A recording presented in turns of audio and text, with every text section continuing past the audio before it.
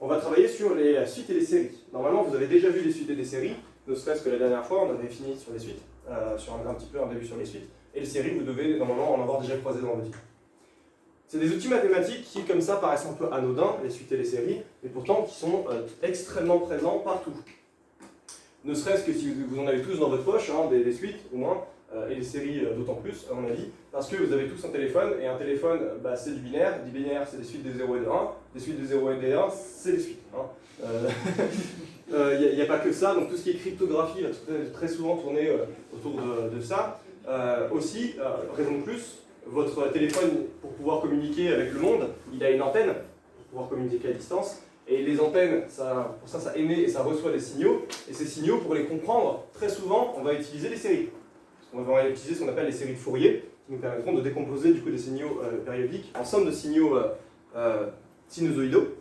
Donc cette somme ce sont des sommes souvent infinies, et donc des sommes infinies, ce sont des séries. Ok ? Donc les suites et les séries, vous en avez partout en fait autour de vous. C'est juste que faut faire un peu d'ingénierie pour le savoir, généralement, d'une façon ou d'une autre. Bref, aujourd'hui donc, commençons sur les suites et les séries.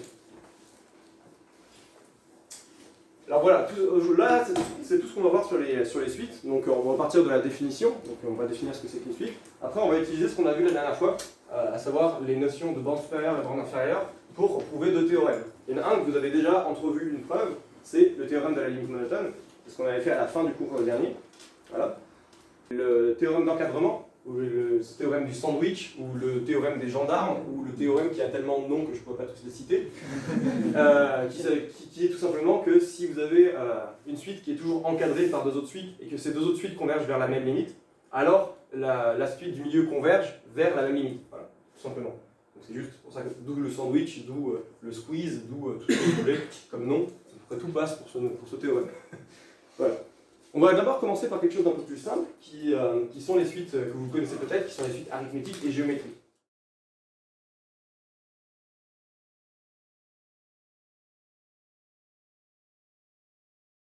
Je vais vous montrer que c'est une suite arithmétique, ça va être tout simplement ça. Ça veut dire quoi? Ça veut dire que chaque terme suivant est le terme d'avant plus toujours la même chose, ce même R, qui sera le même à chaque fois. Donc quand on fait ça, qu'est-ce qui va se passer? Évidemment, tout ce qu'on va pouvoir dire, c'est que, alors, pour tout n appartenant à n, un est égal à u0, donc le premier terme qu'on a eu, plus n fois, parce qu'à chaque fois on a rajouté r à chaque terme, du coup plus n fois ce r, tout simplement. Ok? Ce qui en soi est assez logique. La preuve peut se faire par récurrence, vous vous en doutez, et elle n'est pas très compliquée. Voilà. À faire en exercice si vous voulez vous entraîner, rédiger une récurrence. Passons ensuite aux suites géométriques, à moins que vous ayez des questions sur ça. Mais je pense que c'est assez clair. Passons ensuite aux suites géométriques.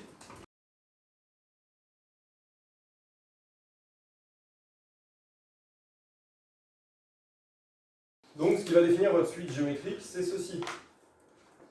C'est ceci. Donc ça veut juste dire qu'à chaque fois, le terme suivant sera le terme d'avant multiplié par le même nombre réel Q.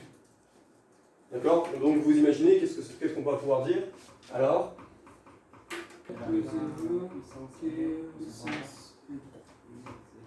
exactement.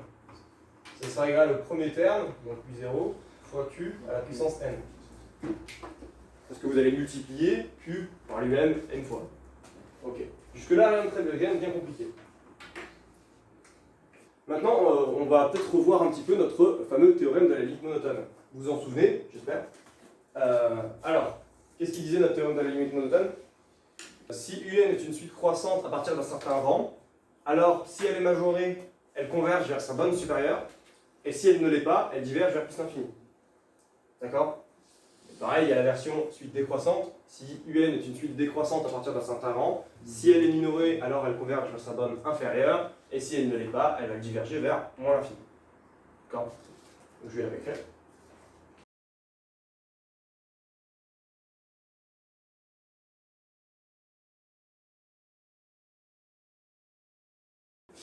Avant ça, évidemment, il y a une notion du coup qu'il va falloir qu'on redéfinisse, parce qu'on l'a définie hier après le cours, mais je vais la redéfinir ici. C'est qu'est-ce que ça veut dire qu'une suite converge? UN converge vers L, c'est équivalent à dire que pour tout epsilon strictement positif, il existe un grand N appartenant à N, tel que pour tout N appartenant à N, virgule N grand que grand N implique que, excuse-moi, que UN moins L est inférieur ou égal à epsilon. Donc cette phrase un peu longue veut dire que, tout simplement, vous avez vos UN en fonction de N, que vous avez une limite L qui est un réel, constant donc. Vous allez pouvoir tracer un tube avec epsilon de chaque côté. Voilà. Et que à partir d'un certain rang,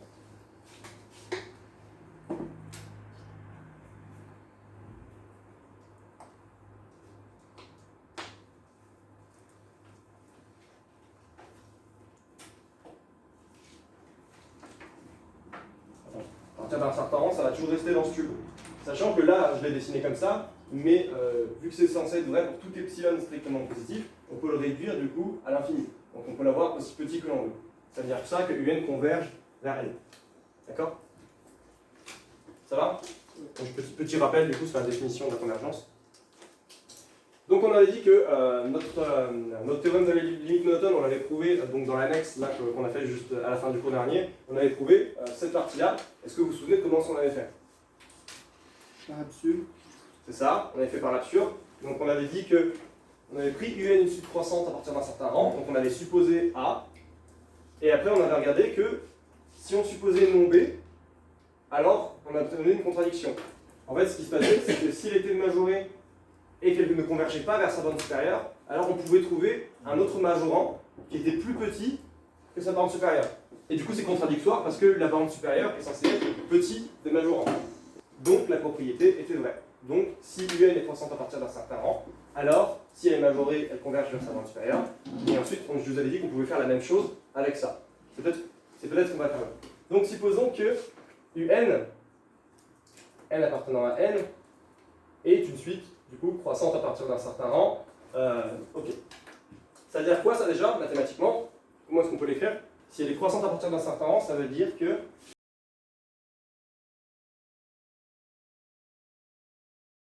donc oui, ça marche aussi si vous dites juste que UN plus 1 est plus grand que UN, alors évidemment c'est exactement la même chose.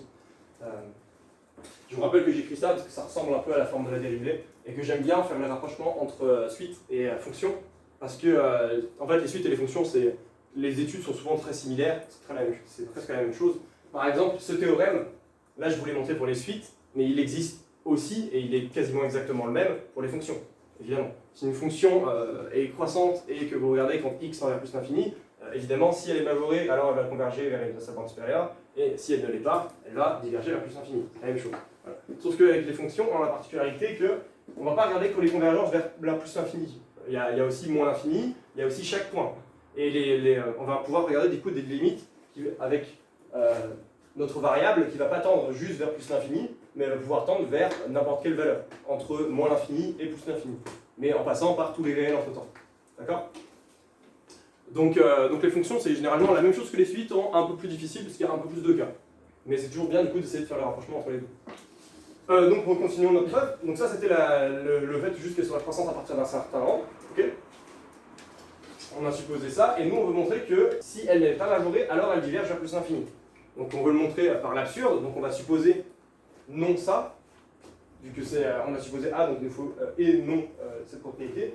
Donc ça veut dire quoi? Que non B implique C, c'est équivalent à B et non C. Okay, supposons donc qu'elle n'est pas majorée et qu'elle ne diverge pas vers plus l'infini. D'accord? Donc supposons qu'elle n'est pas majorée, c'est non, elle est majorée, et le fait qu'elle soit majorée, ça veut dire quoi? C'est-à-dire qu'il existe un M appartenant tel que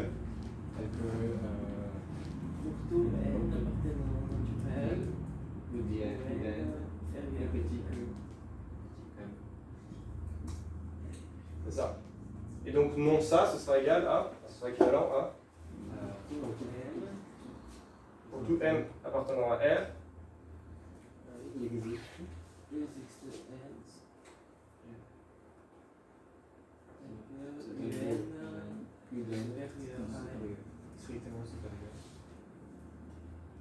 c'est ça. D'accord? Donc on va y arriver petit à petit. Donc là, on a supposé, du coup ça veut dire que si elle n'était pas, donc ça veut dire qu'elle n'est pas majorée. Donc on a supposé ça, donc ça c'est B, parce qu'on a appelé B tout à l'heure. Là. Donc supposons ça. Et on veut vérifier du coup la valeur de non C. Non C c'est, est-ce qu'elle diverge vers plus l'infini?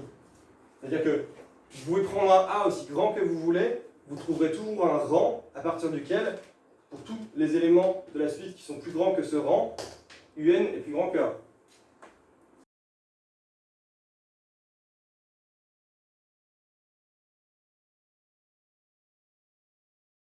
Ok? Donc on a supposé ça et ça. Ça c'est non C. Ok?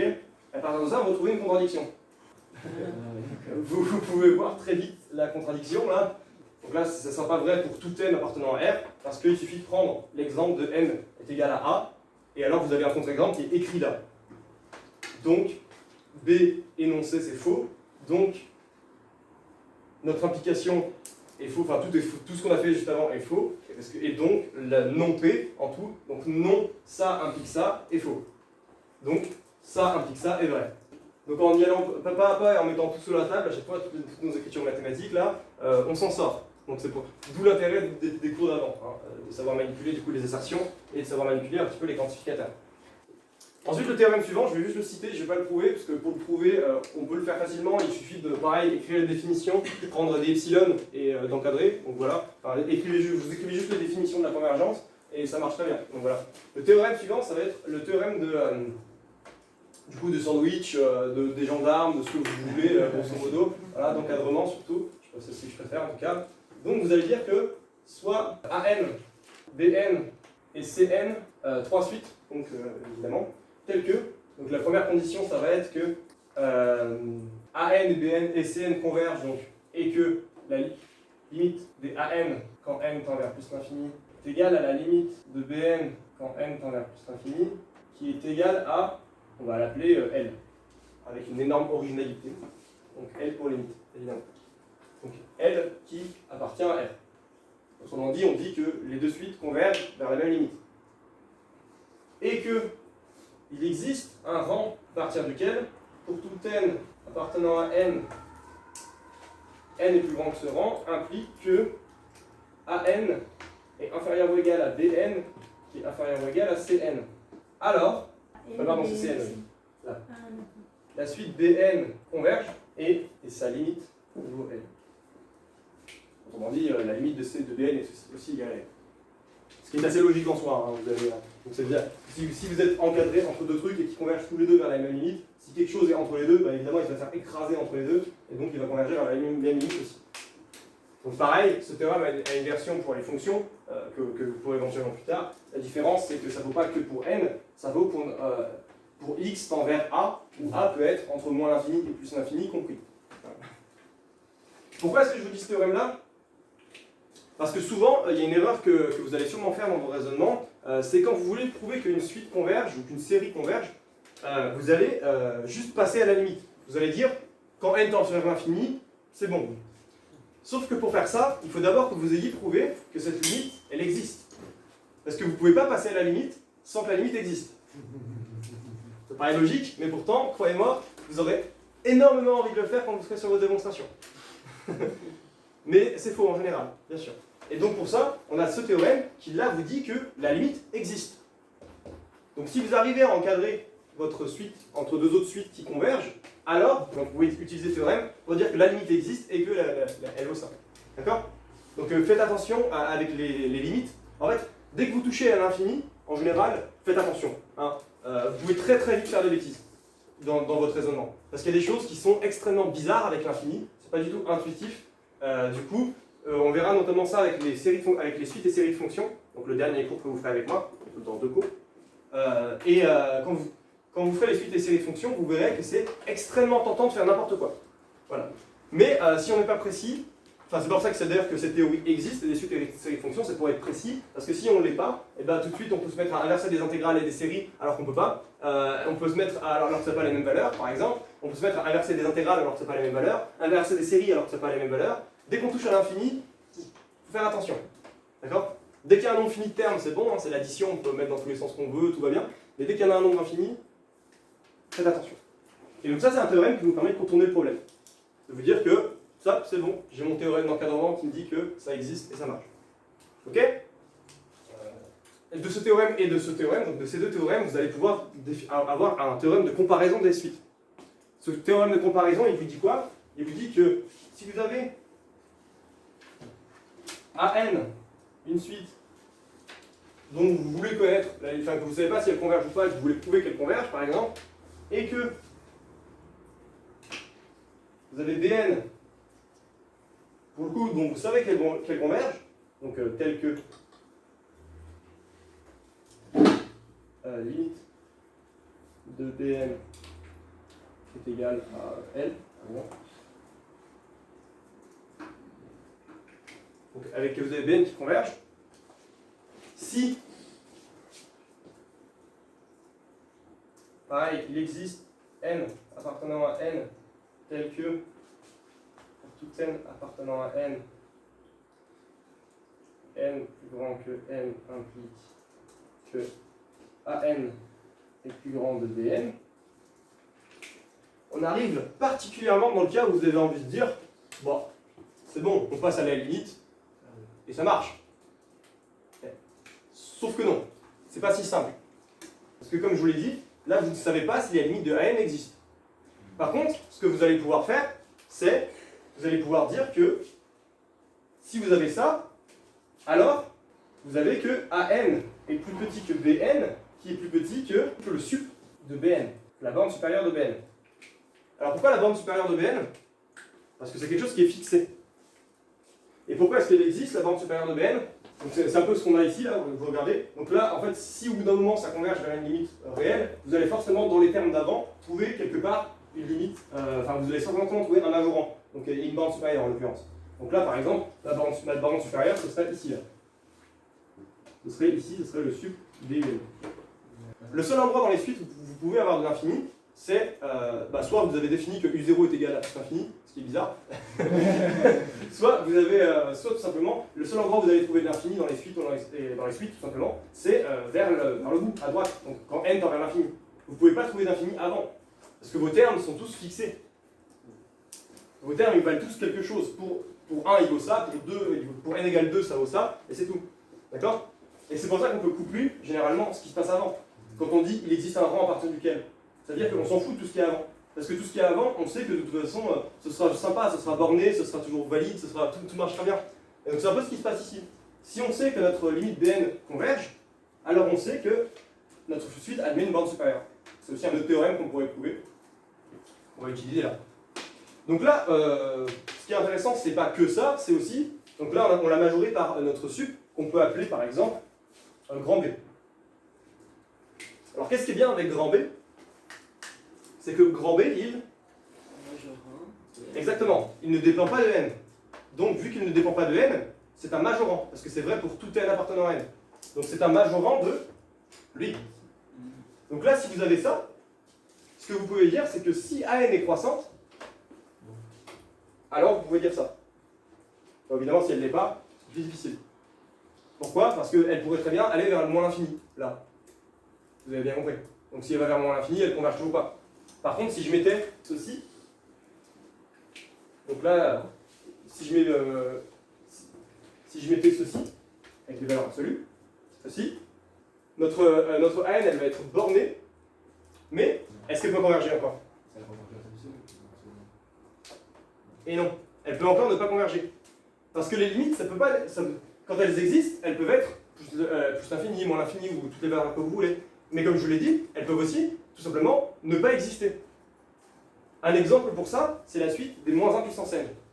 Prenez toujours cette suite comme exemple pour vérifier ce que vous faites, parce que ça marche. Généralement, c'est un très bon contre-exemple à tout. Là, ça marcherait, notre comparaison, elle marcherait avec, si on prenait moins 1 puissance n et autre chose comme 1 sur n par exemple d'ailleurs, voilà, là ça marcherait. On aurait toujours que le module, donc valeur absolue de moins 1 puissance n, c'est toujours égal à 1, c'est plus petit que le sucre donc, de nos 1 sur n, donc qui serait ici, enfin pas 1 sur n, mais 1 plus 1 sur n, on va dire, voilà, pour tricher. Ça serait toujours, du coup, ça serait 2, ça serait toujours plus petit que 2. On aurait bien que ça serait toujours vérifié, ça serait toujours plus grand que, voilà, mais pour autant, donc quand je dis ça, c'est ça. Voilà. Mais pour autant, moins 1 puissance n, ça ne converge pas, ça n'a pas de limite. Donc voilà, il faudrait faire très très attention quand vous manipulez les limites d'un sens ou dans l'autre, parce que, évidemment, vous pouvez très vite faire n'importe quoi. Donc, toujours se ramener à ce théorème, qui vous permet, pour les suites croissantes et décroissantes, de prouver du coup qu'elles convergent, ou ce théorème. En encadrant, vous prouverez aussi qu'il y a la limite que ça converge, que votre suite converge. D'accord? Mais vous pouvez très vite faire des bêtises, donc faites attention. Ça, avec AN croissant, on va très vite le rencontrer dans les séries. C'est quelque chose qu'on arrivera très souvent, parce que dans les séries, comme vous avez une somme, et si les termes sont tous positifs, si vous avez une somme de termes positifs, alors elle sera toujours croissante. Et donc on se placera toujours dans ce cas-là. Et donc dès qu'on trouvera quelque chose qui va majorer et qui va majorer du coup notre suite, on aura une suite croissante majorée, et donc on va pouvoir utiliser ça pour prouver que nos séries convergent. C'est ce qu'on verra tout à l'heure. Donc voilà, passons à la suite, mais plutôt aux séries en fait. Comme vous le voyez, il y a pas mal de théorèmes de suite qui sont utilisés du coup dans les séries, donc ceux qu'on vient de voir. Donc là, il y a le théorème de la limite monotone qui va nous permettre de faire du coup ces comparaisons avec des intégrales, les comparaisons entre séries, qui va nous permettre aussi de faire. On a les suites géométriques qui vont nous permettre de faire les séries géométriques. Vous devinez ce que ça va être. Ensuite, là, on avait les suites adjacentes que je n'ai pas prouvées, que je pourrais, si j'ai le temps, éventuellement après le cours, je pense que j'aurai pas le temps, on verra. C'est pour ça que je les ai mis en gris, qui nous permettent de faire les théorèmes des séries alternées, qui est un théorème très puissant des séries. Mais, comme en fait, je ne l'ai pas mis dans le cours parce que à Centrale, ce que vous allez souvent faire avec des séries, ce sera des probabilités. Et les probabilités, les séries, elles ne sont pas vraiment alternées, quoi. Elles sont toujours positives. Donc, vu que c'est des probabilités, c'est toujours entre 0 et 1, donc vous n'aurez pas de trucs alternés. Donc, c'est pour ça que je ne l'ai pas mis pour l'instant. Et si ça vous intéresse, n'hésitez pas à regarder. Ensuite, on a le théorème d'encadrement qui nous permet de faire tout ce qui est produit de Cauchy. Pareil, je l'ai mis en grisé, c'est parce que c'est des choses qui ne sont pas du tout extrêmement importantes, mais c'est des choses quand même intéressantes. Donc, si vous voulez regarder, je vous encourage à jeter un œil. Nous, on va se concentrer sur tout le reste. Alors, les séries. Déjà, tout à l'heure, on parle de séries comme si tout le monde savait ce que c'était. Alors, évidemment, il va y avoir une histoire de suite là-dedans. Donc, soit UN, N appartenant à N, une suite. Ça va être quoi la série? Le terme général, ça. Sn doit égal à la somme. Donc, le calcul. La somme de Tout N appartenant à N. Des S. cas allant de 0 à 0 à N, de UN. UK. Ok? Donc ça, c'est ce qu'on va appeler la suite des sommes partielles. Ça va être quelque chose d'important.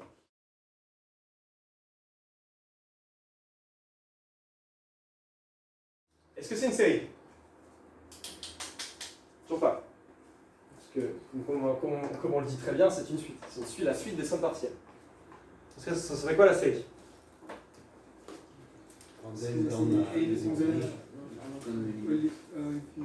Donc, si Sn converge, alors, on va mettre grand S, appartenant à R, alors la somme pour k allant de 0 plus l'infini début k est égale à grand S.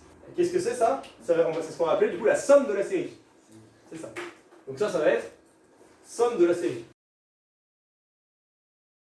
Mais vous vous dites bien que la somme de la série, c'est pas vraiment une série, c'est juste un réel. C'est juste un réel, voilà, c'est juste S quoi. S c'est une limite, hein, c'est une limite réelle, voilà, c'est tout. Du coup, c'est quoi une série? C'est rien en fait. Une série, c'est pas un objet mathématique qui existe. Une série, c'est pas un objet qui est défini mathématiquement en fait. Une série, c'est quoi? C'est ça en fait, c'est l'idée générale de tout ce qui tourne autour des sommes de suite. Mais en soi, une série, mathématiquement, c'est rien. Une série est parfaitement définie par sa suite des sommes partielles et sa somme si elle existe. Et c'est tout. D'accord? Donc une série, qu'est-ce que c'est? Bah, c'est ça, quoi.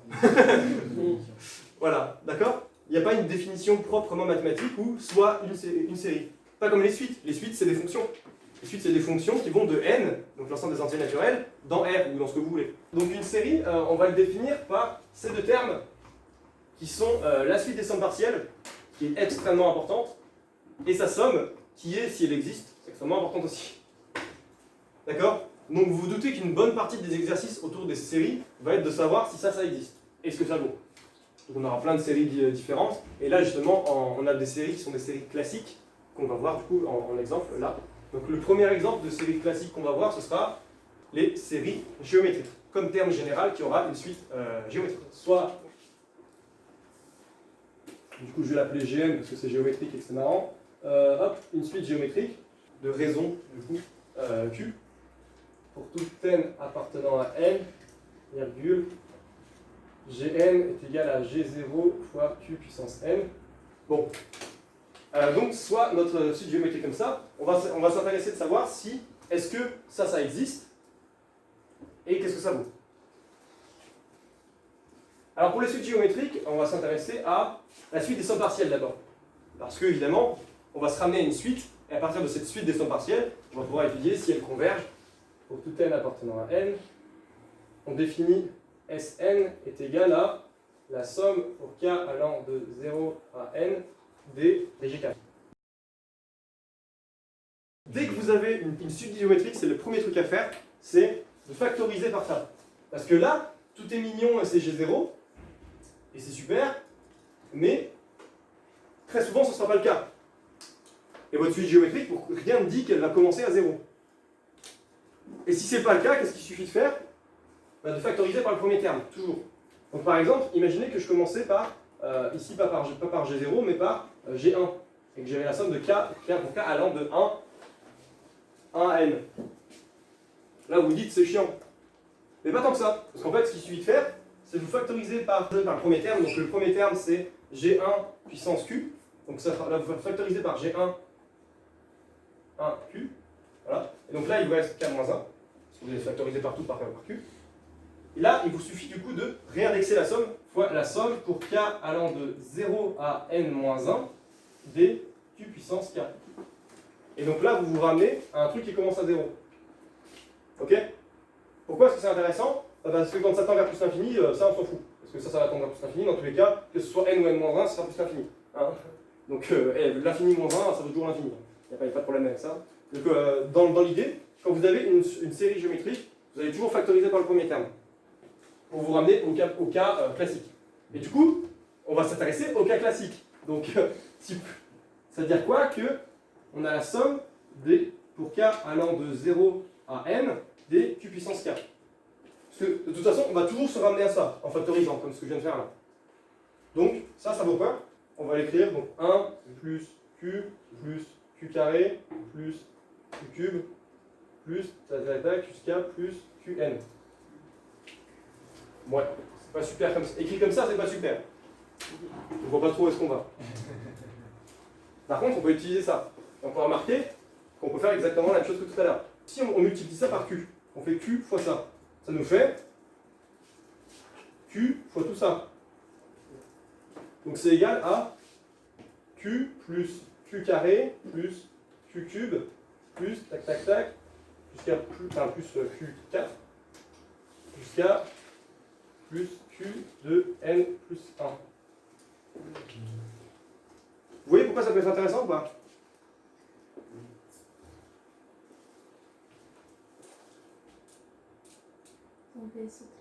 Exactement. Donc, on va appeler ça Bn. Donc, si on fait que Bn moins Q fois Bn, qu'est-ce qui va se passer? Ça fait ça moins ça. C'est égal à quoi? Donc là, il va rester mon 1, ici. Ensuite, ça va partir avec ça. Ça va partir avec ça. Ça va partir avec ça. Tac, tac, tac, tous. Et tous vont partir, sauf lui qui va rester. Donc ça nous fait 1 moins Q puissance n plus 1. Ok? Donc, si Q est non nul, si Q est différent de 1, pardon, parce qu'évidemment, si Q est égal à 1, tout ça vaut juste 1. Donc, il y aura deux problèmes. Donc là, si Q est différent de 1, ça nous fera Bn est égal à 1 moins q puissance n plus 1 sur 1 moins q si q est différent de 1. Et si q est égal à 1, ça nous fera tout simplement, vu que vous avez juste n fois 1 qui s'additionne, ça fait n. Voilà. Bon, super. On a donc notre suite des sommes partielles. En général, elle vaut 1 moins q puissance n plus 1 sur 1 moins q. C'est toujours vrai pour ça. Donc rappelez-vous, si vous avez quoi que ce soit d'autre, vous factorisez pour vous ramener à ça. Et une fois que vous avez ça, vous savez le traiter. Alors, donc là, on va reprendre notre Sn est égal à la somme pour k allant de 0 à n des G0 q puissance k. Donc c'est égal à G0 fois ce qu'on a calculé. Donc ça fait G0 fois 1 moins q puissance n plus 1 sur 1 moins q. Et ça va tendre vers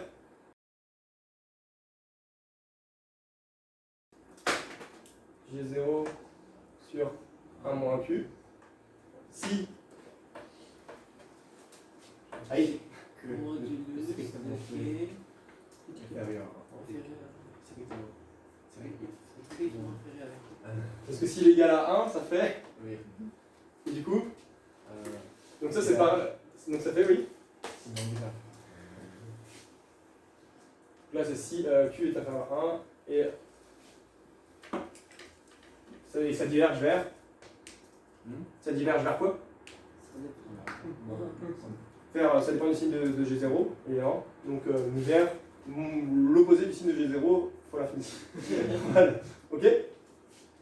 Donc on va écrire ça de façon un peu grossière, mais on va écrire moins G0 fois plus l'infini. Vous avez compris quoi. C'est un peu grossier, mais ça marche. Donc si le module de Q est strictement plus grand que 1, et si c'est égal à 1, on est là, la somme valait même pas ça, je vous rappelle, elle valait G0 fois n, qui va tendre vers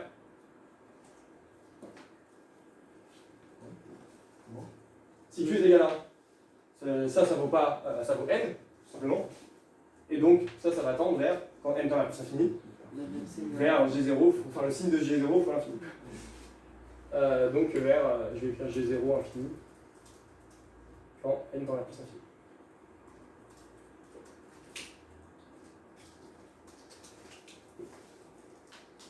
Donc, petit détail, pour les suites géométriques, vous avez vu que les suites géométriques ne convergent que si, le module de Q est inférieur ou égal à 1, parce que évidemment sinon elle vaut tout simplement 1 tout le temps, et donc elle converge quand même. Ok, enfin, elle vaut toujours son premier terme, et elle converge quand même. Donc pour une suite géométrique. Mais pour une série géométrique, ça ne convergera que si le module est strictement inférieur à 1. Donc pas inférieur ou égal. Inférieur ou égal, c'est pour les suites géométriques. Pour les séries géométriques, c'est inférieur strictement. Et donc la valeur de la série, ce sera ça. Ça va? Enfin, de la somme de la série. Ok? Donc ça, c'était pour les séries géométriques. Comme vous le voyez, les séries géométriques, elles sont sympas. Elles nous permettent de faire d'autres trucs. Donc gardez bien cet exemple en tête. On va l'utiliser tout à l'heure pour créer ce qu'on appelle le théorème de D'Alembert en français, et ce qu'ils appellent en anglais du coup le ratio test, qui nous permet du coup de comparer, enfin, de regarder la convergence d'une série en mettant juste un plus 1 sur un en valeur absolue, et en regardant la limite de ça, on peut essayer de voir si une série converge ou pas, déjà. Et, donc, et ça, en fait, ça va être quoi? Ce qui va se passer, c'est qu'on va juste comparer du coup des séries aux séries géométriques, ce qu'on va voir tout à l'heure. Donc pour ça, on a besoin des théorèmes de comparaison. Donc on va y venir.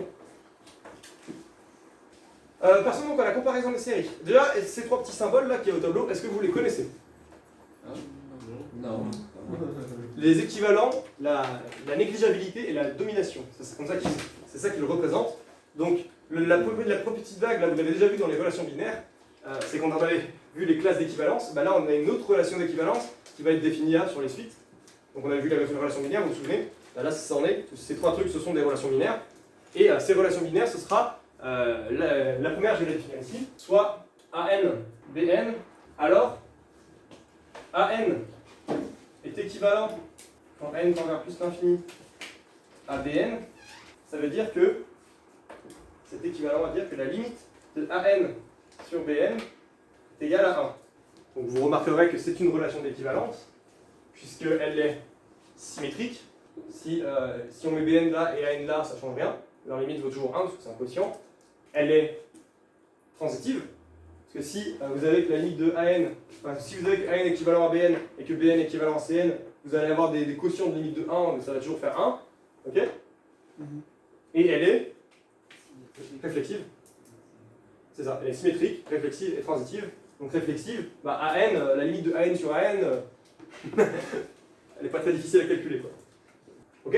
Donc pour ceux qui n'ont pas vu, c'est ce qu'on a vu au cours dernier. Donc là, on a bien une relation d'équivalence. C'est pour ça qu'on la note aussi. Enfin, c'est pas pour ça, mais c'est notamment pour ça aussi qu'on la note équivalent. La deuxième relation, ça veut dire est négligeable.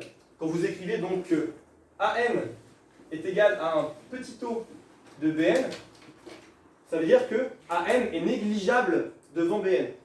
À votre avis, qu'est-ce que ça va être? Que la limite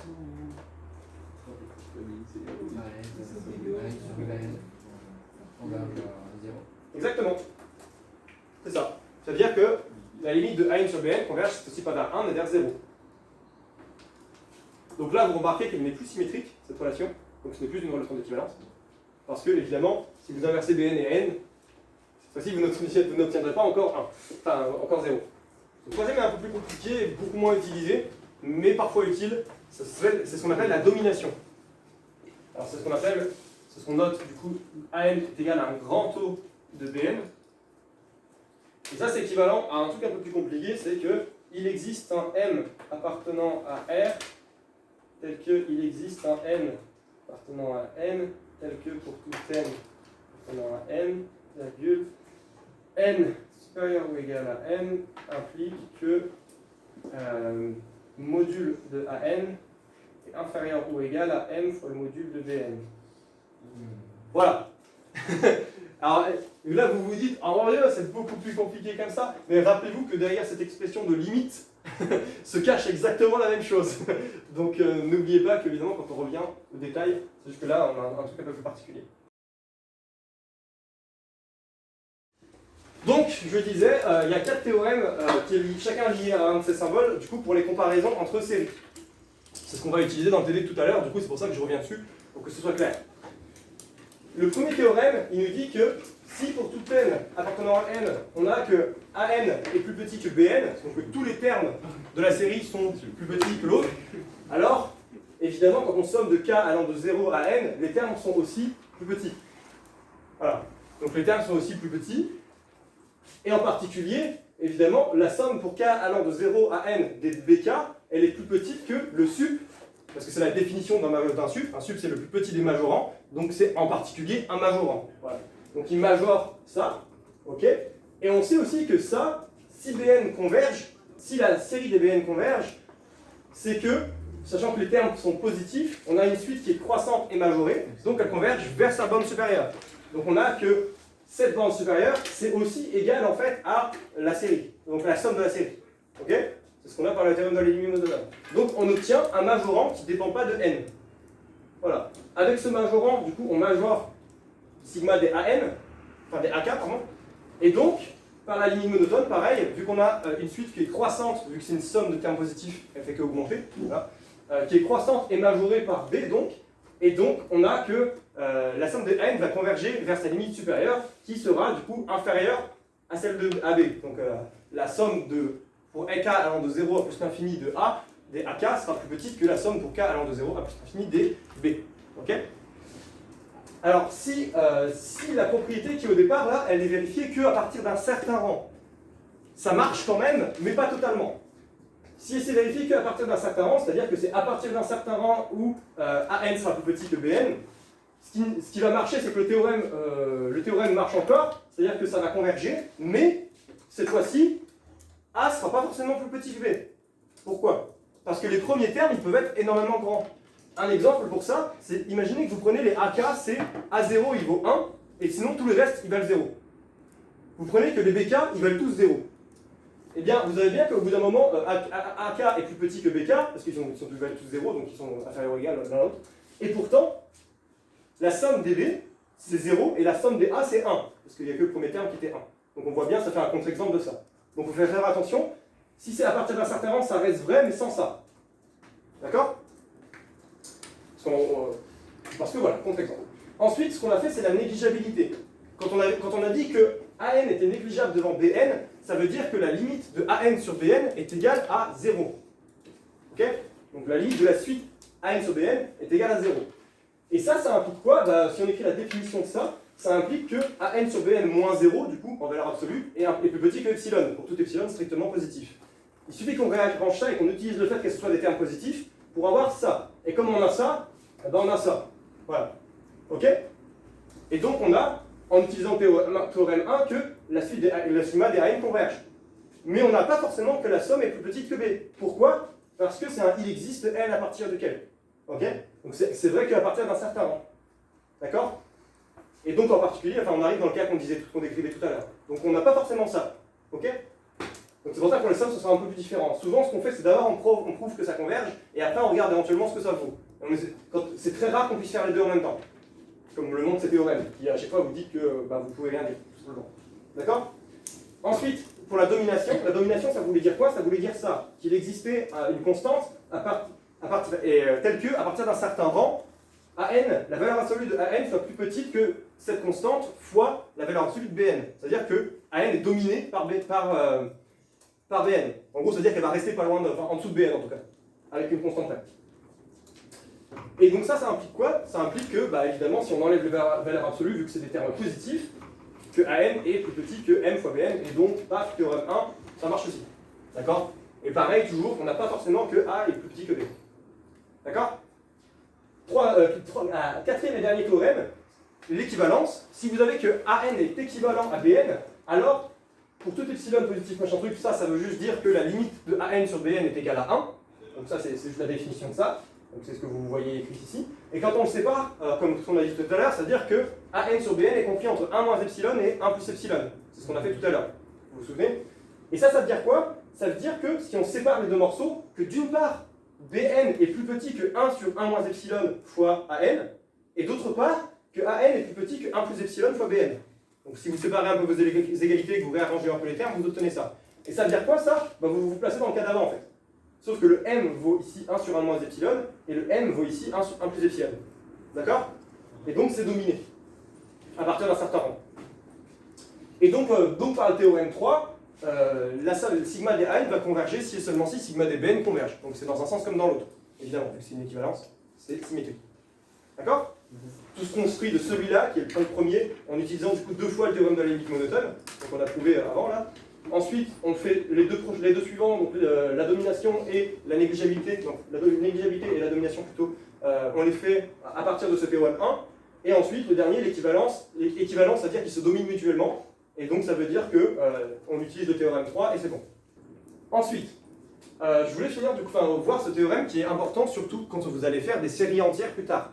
Les séries entières, je ne vais pas revenir dessus, mais je vais pas détailler beaucoup dessus, mais en gros, une série entière, c'est quand vous avez quelque chose de la forme somme des AN x puissance n. D'accord? C'est ce qu'on va appeler une série entière. Ce sera un type de série de fonctions particulier qui sera des séries entières. Et pour ce type de série de fonctions particulière, ce théorème marche extrêmement bien. Voilà. Du coup, c'est pour ça que je veux que vous voyez ce théorème. Celui-là, c'est penser aux séries entières, quoi. Alors ce théorème, il vous dit quoi? Ce théorème, c'est ce qu'on appelle en France le théorème de D'Alembert, mais qu'à l'international, ils appellent éventuellement le ratio test. Pourquoi? Parce qu'on va tester du coup le ratio de UN plus 1 sur UN, et on va, selon la limite que ça aura, UN plus 1 sur N, en valeur absolue, on va pouvoir en déduire des choses. Déjà, si cette limite, elle est forcément dans R plus étoile barre, donc elle peut être entre 0 et plus l'infini y compris, voilà.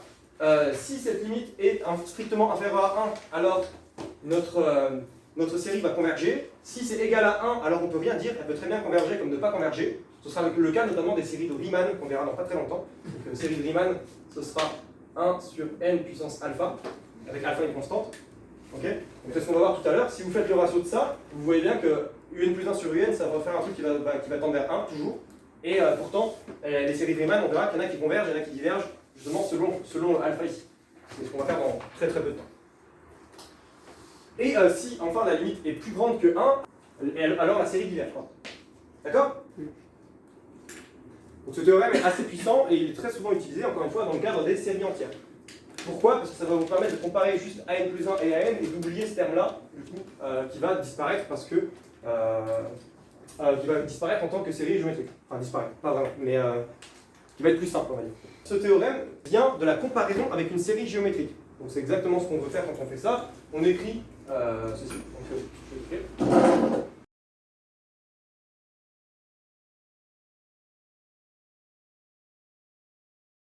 Vous remarquez bien qu'ici, il y a bien des valeurs absolues qui restent. Alors qu'est-ce qu'on va faire? En fait, on va se passer selon les... Là, on va rééclater du coup notre inégalité, et selon les cas différents, on va tomber en fait avec une comparaison avec les séries qu'on a vues tout à l'heure, qui sont les séries géométriques.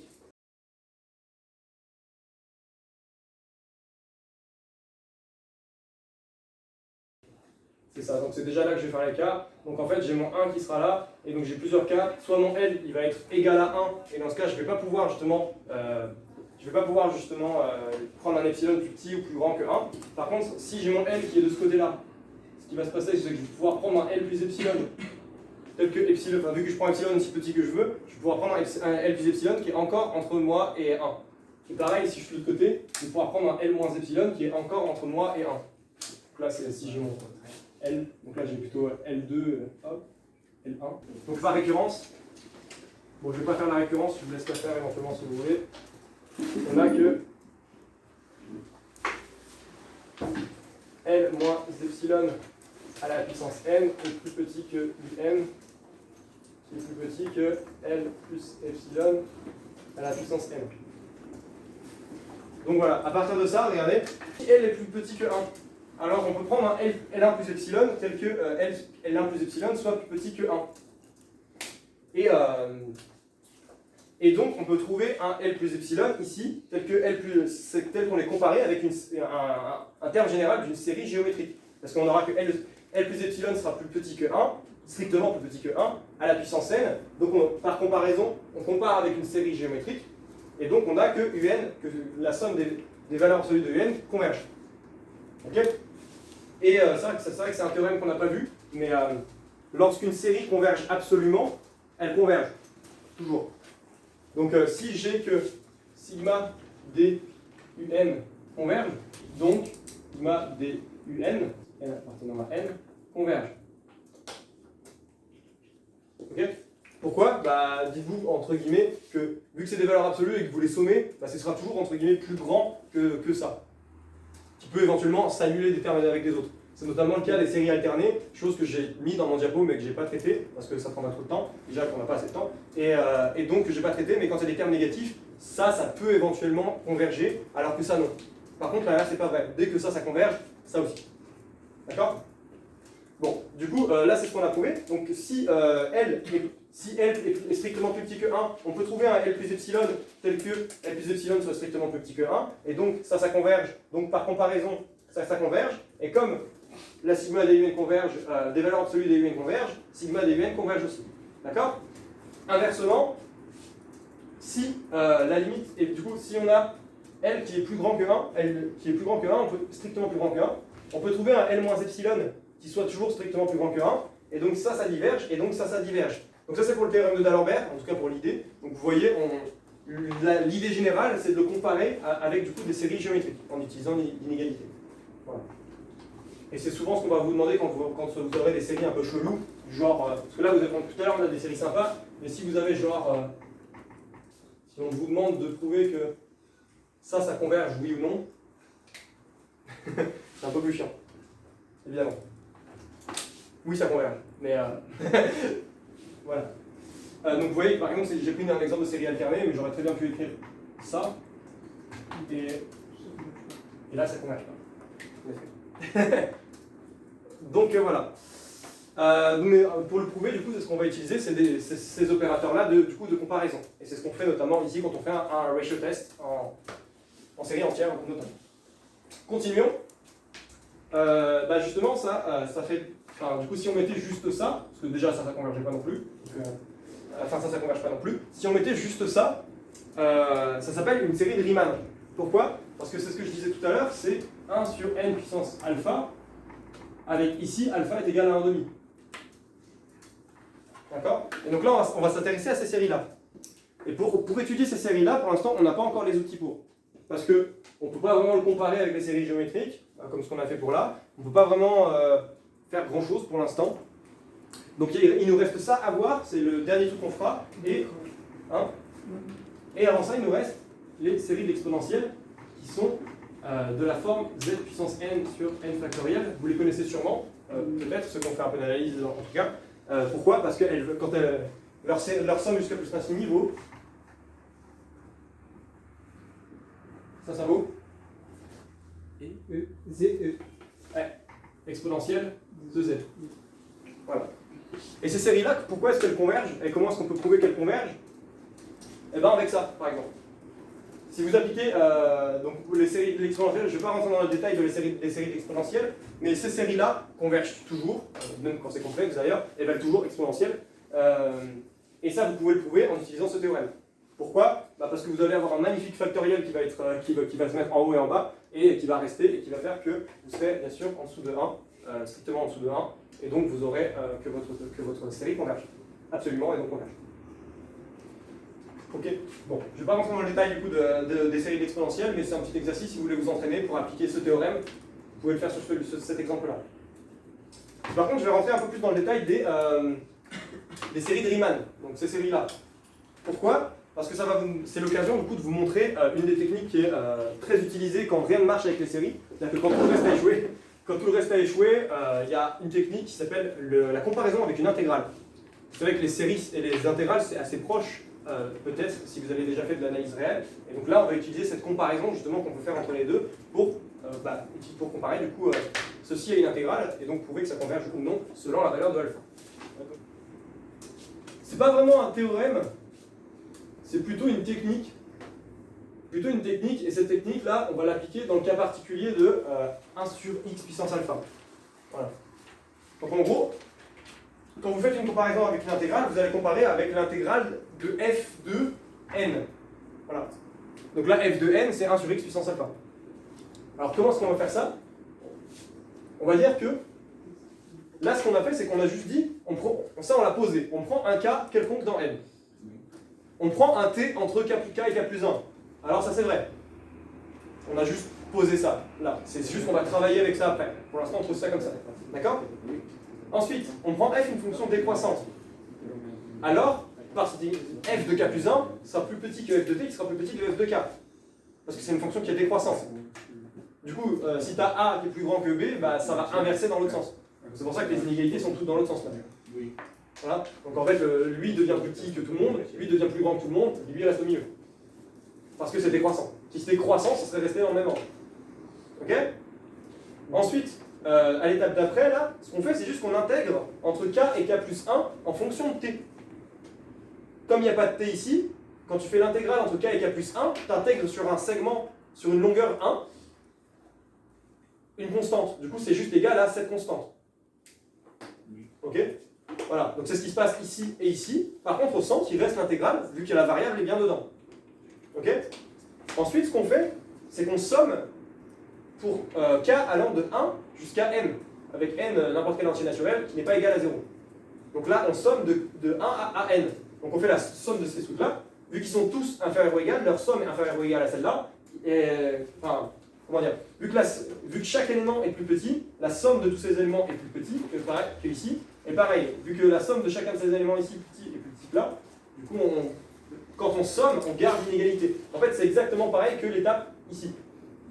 Voilà, on garde les inégalités dans le même sens par croissance, du coup, parce que l'intégrale c'est croissant, et la somme, pareil, c'est croissant. En fait, quand tu sommes des intégrales, je vais faire un petit dessin. Hop. Hop. Donc là, imagine j'ai ma fonction f, et je vais sommer. Donc j'ai ma fonction f, donc là j'ai 1, 2, tac, tac, tac, tac. Là je vais avoir n. n-1 plutôt, et n. D'accord? Ce terme-là, plus ce terme-là, donc ça, plus ce terme-là. Donc à chaque fois, vu que je suis entre k et k plus 1, je vais prendre un petit morceau par un petit morceau. Et donc ça, la somme des intégrales, ce sera égal à l'intégrale sur tout le long en fait. Oui. Voilà. Et c'est juste ça que je fais là. Du coup, vu que je faisais la somme en partant de 1 jusqu'à jusqu'à ce que k vaut n, en fait, je vais sommer de ici de mon 1 jusqu'à ce que k vaut n, et quand k vaut n, j'intègre entre k et k plus 1, donc entre n et n plus 1, donc je vais faire la somme de tout ça. Donc en fait, ça fera juste l'intégrale sur tout le long entre 1 et n plus 1. Ça va? Ça va mieux? Ok. Donc là, et là j'ai juste pris la somme normale. D'accord? Ensuite, ici, on a juste réarrangé un peu les termes. Ici, ça, on a dit que c'était Sn. On l'a défini. Hein. Voilà. Sn, parce que c'est tout souvent comme ça qu'on les note, les sommes du coup pour k allant de 1 à n ou pour de 0 à n. Donc voilà, ça sera juste Sn. Ce terme-là ici, on l'a transformé, donc on a juste changé l'indice. On a dit que k était égal à k-1, entre guillemets. C'est-à-dire que là, au lieu de partir de k égale à 1, on est parti de k égale à 2, qui était le premier terme avant, et voilà, on a continué. Et donc on a arrivé ça. Et comme on veut retrouver notre Sn pour avoir une relation de récurrence, et ben on a juste enlevé le premier, enfin ajouté et enlevé le premier terme.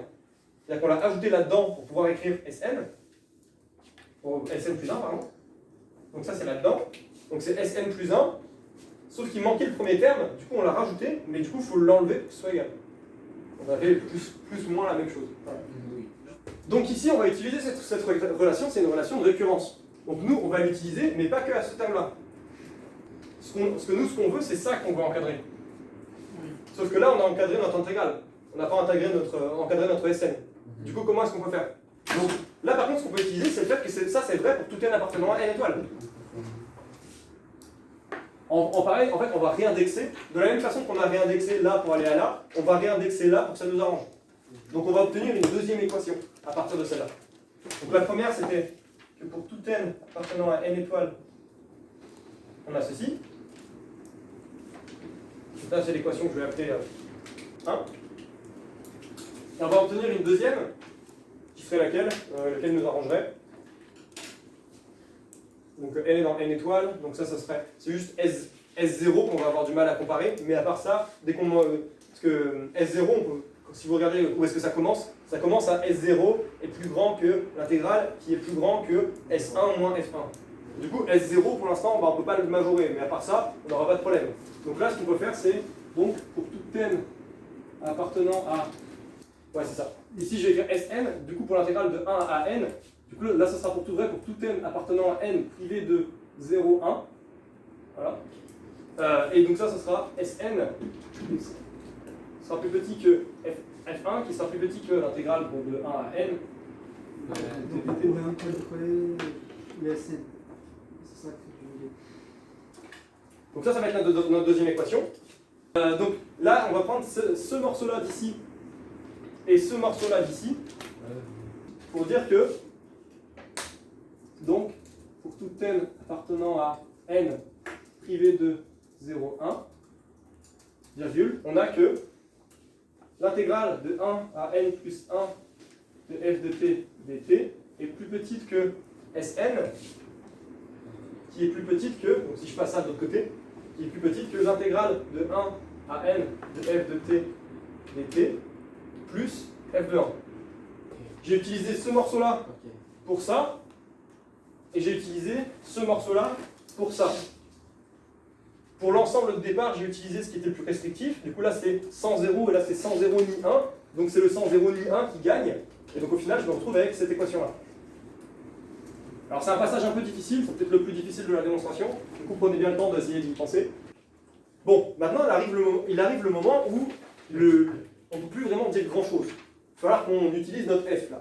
Parce que là, on arrive dans le cas un peu général, et tout ce qu'on peut dire, c'est que si ça converge, bah, ça va converger aussi, et si ça diverge, ça va diverger aussi. Voilà. Mais ça dépendra de chaque fonction. Voilà. Donc à partir du moment où on a une fonction décroissante, on a ça, excusez-moi, je te passe un petit peu, à partir du moment où on a une fonction décroissante, on a ça, et là en particulier, on va voir avec notre fonction décroissante. Donc on va remplacer là-dedans.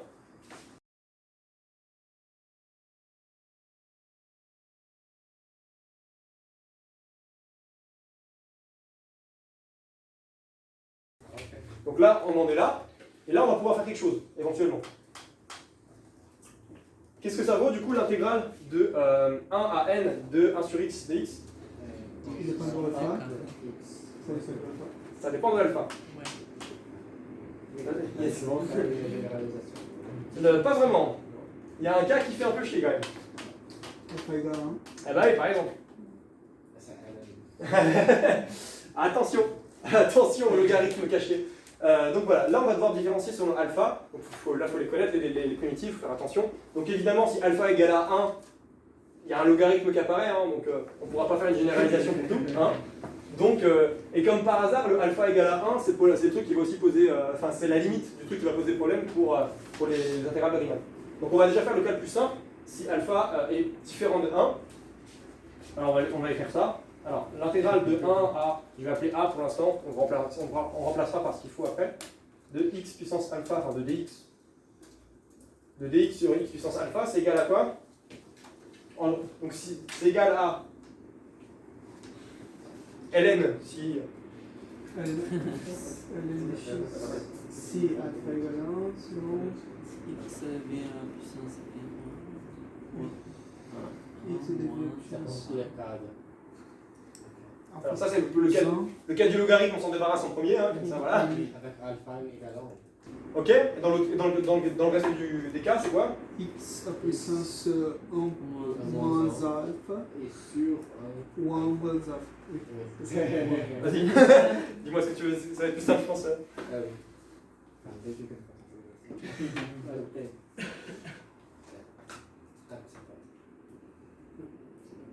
C'est ça?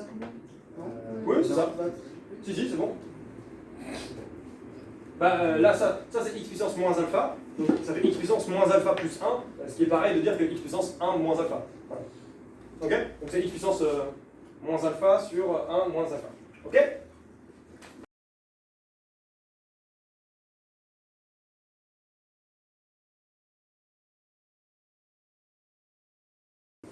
On va pouvoir remplacer du coup là-dedans. On va d'abord faire le cas alpha égale à 1, comme ça on va se débarrasser du logarithme, et après on verra pour les deux autres. Donc, si alpha est égal à 1, on a que pour tout n appartenant à n privé de 0,1, virgule, ici où ln de n plus 1 du coup, inférieur ou égal à ln de n plus 1. Ok? Et donc, là, qu'est-ce qu'on peut dire? Ceci, ça tend vers plus l'infini quand n tend vers plus l'infini. Donc, ça aussi. Ça va tendre vers plus l'infini quand n tend vers plus l'infini. Donc, Sn diverge. Donc, n plus 1, hop, qui est plus petit que 1 sur 1 moins alpha, est plus petit que Sn, qui est plus petit que 1 plus 1 moins 1 moins alpha, 1 sur 1 moins alpha, plus donc n sur 1 plus 1 alpha sur 1 moins alpha. C'est ça, donc ça va tendre vers... Ah non, pas ça, ouais. Tout ça, ça va tendre vers plus l'infini, donc tout ça, ça va tendre vers plus l'infini, donc ça, bah... Voilà. Donc... C'est méchant parce que. Et voilà, donc Sn diverge, 1 sur n puissance alpha diverge. C'est Ça va tendre vers 0. Et l'autre aussi. Et ça va tendre vers 0. Oui. Ok? Et donc, est-ce qu'il n'y a pas un théorème que vous avez envie d'utiliser là? Encadrement. Alors, l'encadrement, ok. Premier théorème que vous avez envie d'utiliser, l'encadrement. Le problème, c'est que Les limites sont différentes. c'est pas les mêmes à droite et à gauche. Et ben oui, là vous avez moins 1 sur alpha, enfin, moins 1 sur 1 moins alpha, et là vous avez un 1 qui traîne. Mince, marche pas. Comment ça croissant il est limité? Exactement, on va pouvoir utiliser le théorème Limite monotone. de la limite monotone. C'est exactement ce théorème-là. Je préfère que tu aies le théorème et pas le nom que l'inverse, mais... donc voilà. Évidemment, on va utiliser le théorème de la limite monotone. Pourquoi? Parce que comme tu l'as très bien dit, ça c'est quoi? Série croissante. Pas une série, c'est une... C'est une séquence. Séquence. C'est ça. Une suite, c'est la suite des sommes partielles. C'est une suite qui est croissante. Pourquoi est-ce qu'elle est croissante? Parce qu'à chaque fois, c'est une série de termes positifs. Du coup, à chaque fois, vous ajoutez un nouveau terme. Donc, aussi petit soit-il, c'est quand même croissant. Ok? C'est quand même strictement croissant. Donc ça, c'est une suite qui est croissante, qui donc est majoré Oui. par, là vous allez prendre le cas pour n égale à 1 par exemple, c'est le cas où c'est plus grand, donc quand n égale 1 c'est majoré par 1, tout simplement. Donc voilà, donc c'est majoré par 1, et donc c'est une suite qui est croissante et majorée, et donc elle converge vers sa borne supérieure, que vous ne connaissez pas, mais qui existe, voilà, et elle converge. Et on a réussi à prouver qu'elle converge, même si on ne sait pas vers quoi elle converge. Évidemment, la preuve de savoir vers quoi elle converge précisément, pour les sommes de Riemann, c'est un peu compliqué, vous en doutez. De toute façon, En fait, on ne sait pas. voilà. En fait, pour les nombres pairs, on a une formule générale qui fait intervenir pi. Et pour les nombres impairs, on n'a aucune idée. On ne sait même pas pour n égale 3. Voilà. En fait, il y a même un théorème qui a été découvert il n'y a même pas 20 ans qui prouve que pour 3 c'est irrationnel. Et pour 5 on n'a aucune idée. Donc voilà, on sait que ça converge, mais on ne sait pas vers quoi, la plupart du temps. Bon, on sait que pour n égale à 2, par exemple, ça converge vers pi carré sur 6. Voilà. Pour n égale à 3, on ne sait pas, du coup, vers un irrationnel. Yes. Pour n égale à 4, ça converge vers... Pi à 4 sur 64. C'est ça, un truc comme ça. Je sais qu'il y a un pi 4, mais je me souviens plus sur quoi. 90. 90 ouais, donc pi 4 sur 90, etc., etc. Il y a une formule générale pour les cas pairs, comme l'a dit Alexis, qui est un peu, évidemment, un peu plus dur que ça à trouver. Et donc voilà. Mais là, on a quand même prouvé qu'elle existe, les limites. Voilà.